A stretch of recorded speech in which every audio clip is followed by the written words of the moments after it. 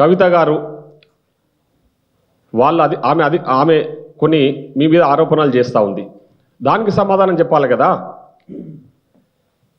మీరు ఎక్కడెక్కడ అవినీతికి పాల్పడ్డారు, మీరు అధికారంలో ఉన్నప్పుడు అధికారాన్ని అడ్డపెట్టుకొని ఏ విధంగా దోచుకున్నారు, ఏ విధంగా దోపిడీ చేసిర్రు అన్న విషయాలన్నీ కూడా కవిత మీ సొంత చెల్లె కవితనే బయట పెడతా ఉంది.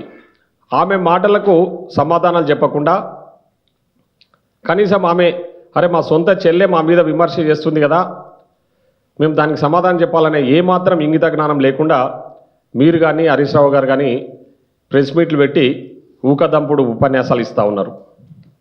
ముఖ్యంగా ఈయన హరీష్ రావు గారు కూడా చెత్త వాగుడు వాగుతూ మేమేదో అధికారులను మళ్ళా వస్తే అధికారుల లెక్కలు చూస్తాం, ఐపీఎస్ ఆఫీసర్లను ఐఏఎస్ ఆఫీసర్లు అంతూ చూస్తామని చెప్పేసి వాగుతూ ఉన్నాడు.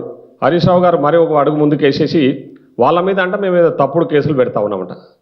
ఎక్కడి పోయే తప్పుడు కేసులు? ఫోన్ ట్యాపింగ్ తప్పుడు కేసా? ఫోన్ ట్యాపింగ్ చేసింది వాస్తవం కదా? కాళేశ్వరంలో అవినీతి చేసింది వాస్తవం కదా? ఫార్ములా E1 కార్ రేసింగ్లో అవినీతికి పాల్పడ్డది వాస్తవం కాదా?